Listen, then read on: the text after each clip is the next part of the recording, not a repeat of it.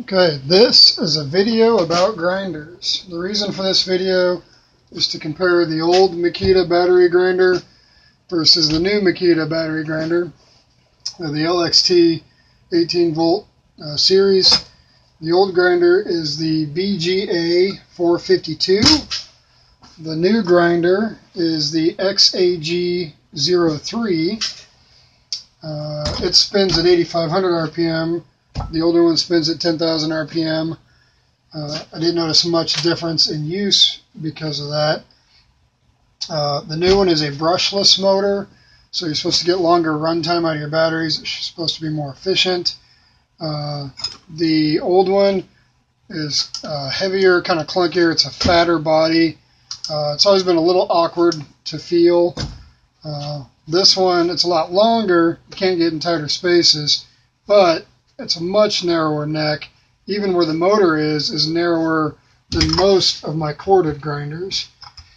So I have a little cheapy Harbor Freight Drill Master.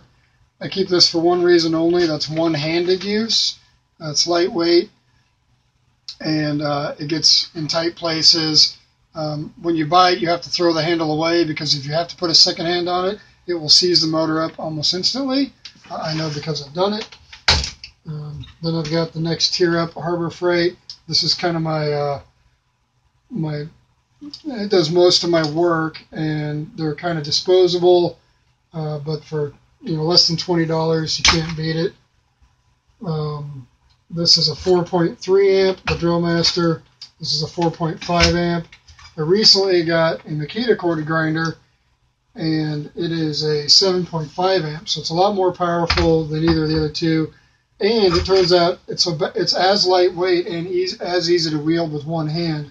So I'm probably not going to be using these two much anymore. This one it's balanced a lot better, smoother running. Then I've got a 10 amp Milwaukee, which is kind of a beast.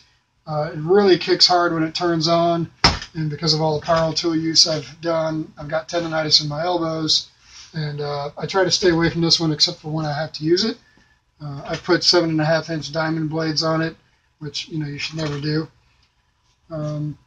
So things I've already done with these off this video were to test the battery life. I ran them through 18 gauge stainless sheet metal to see how many inches of cut I could get. I put the 3 amp hour battery on each grinder. I've got a fairly new pair that I bought that came as a pair. They were both freshly charged. The old grinder went through 156 inches of 18 gauge stainless steel.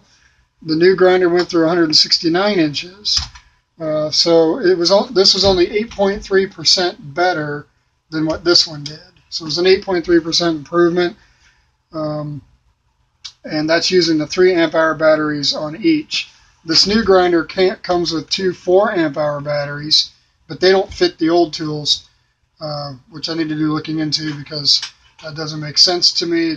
Generally it would be the other way around. You don't want a high amp device using a low amp hour battery, and that's what they did with their 1.5 and 3 amp hour batteries. The high draw devices can't take the small battery. Why they're not letting this grinder take a larger battery, I don't know. Maybe they just had to retool everything. So it might be worth looking into. Some other things to note is this new one.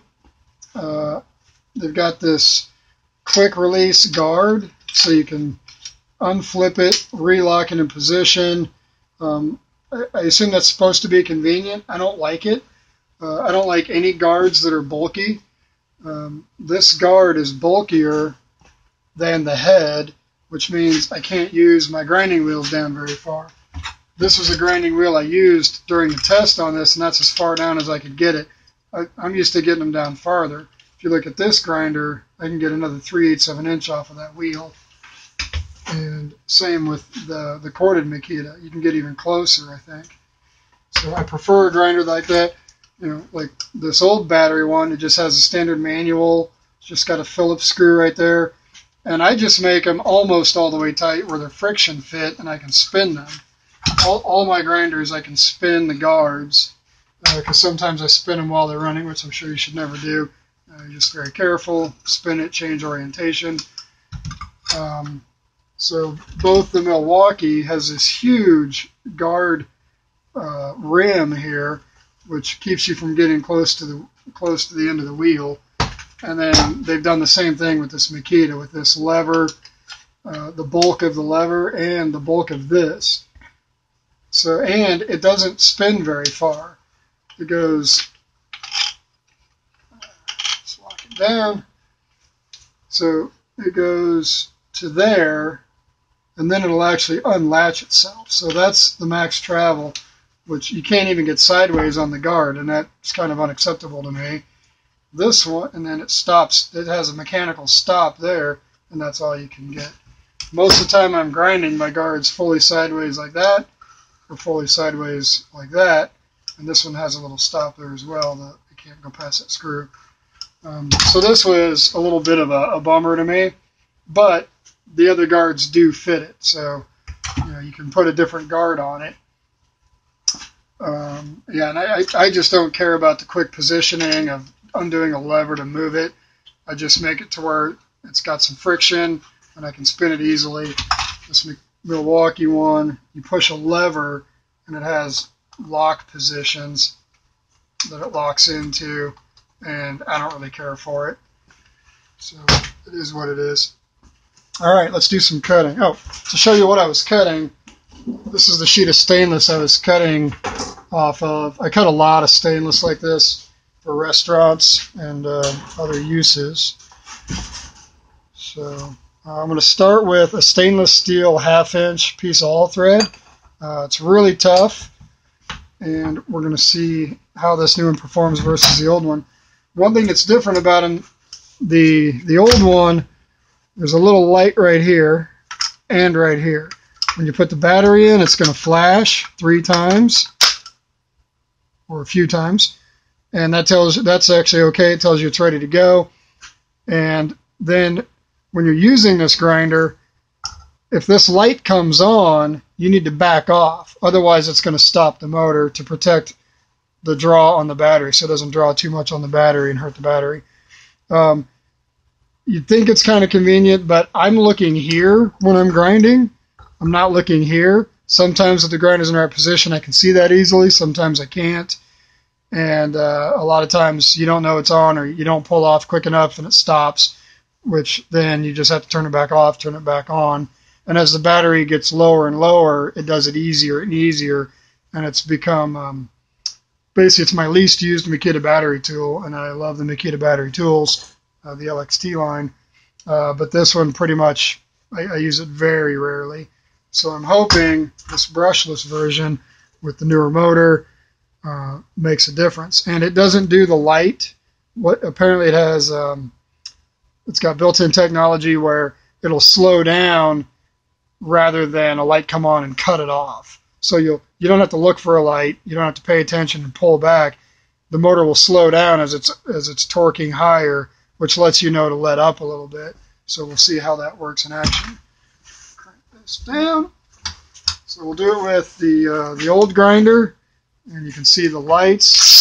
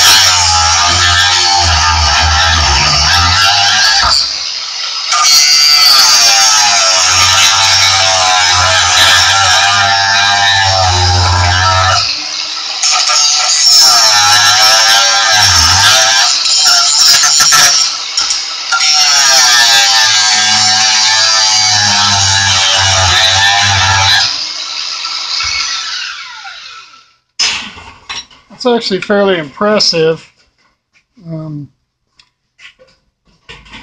Was not expecting to get that performance out of this guy. When I was using this before, I didn't have my new batteries. I've got 4 newer batteries now out of 6 total.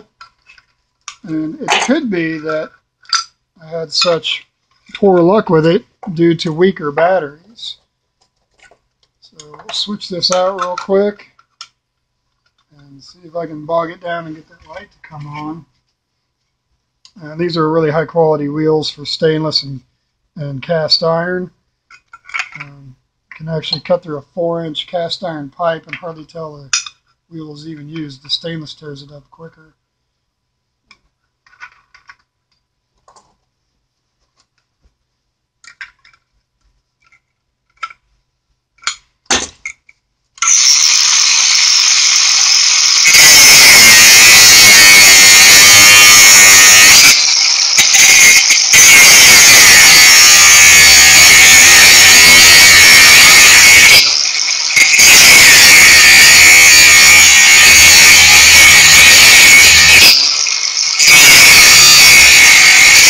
The light just came on, I backed off.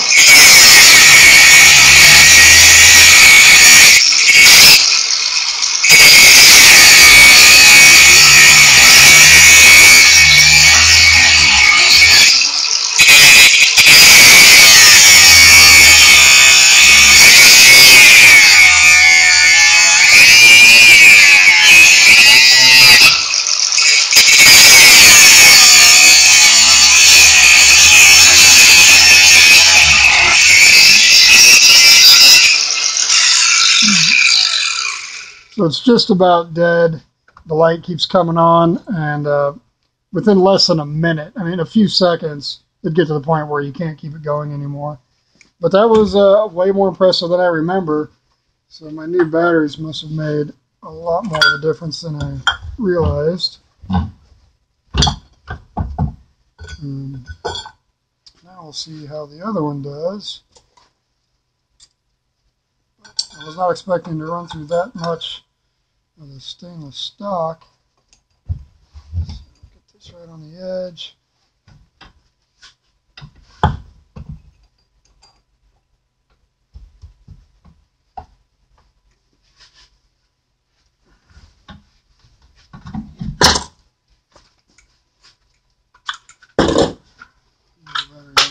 Get this one on the charger. Okay.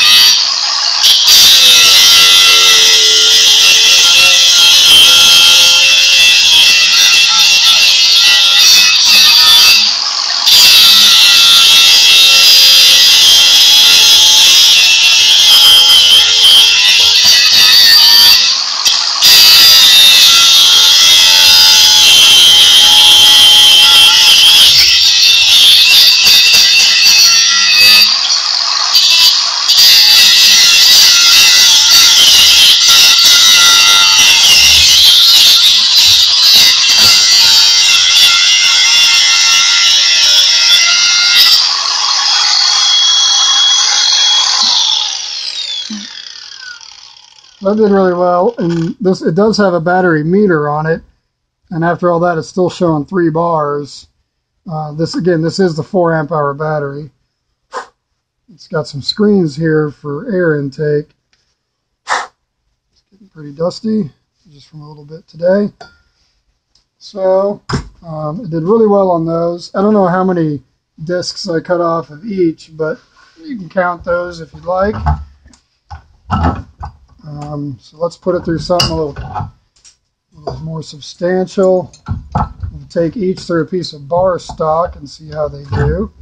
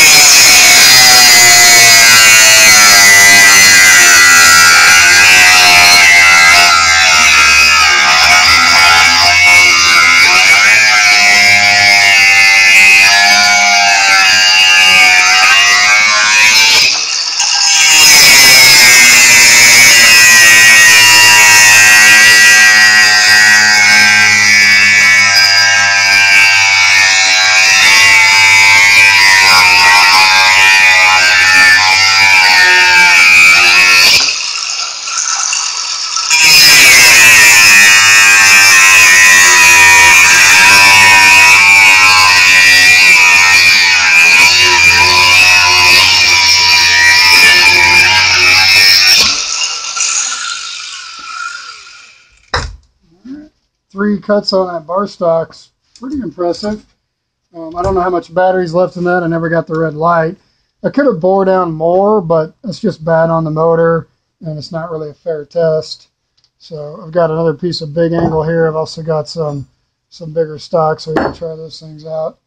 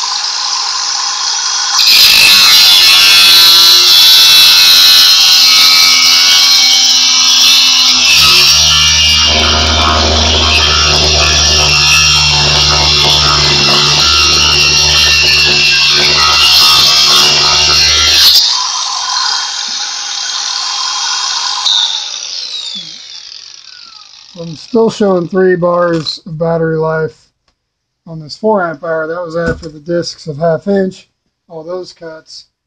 The old one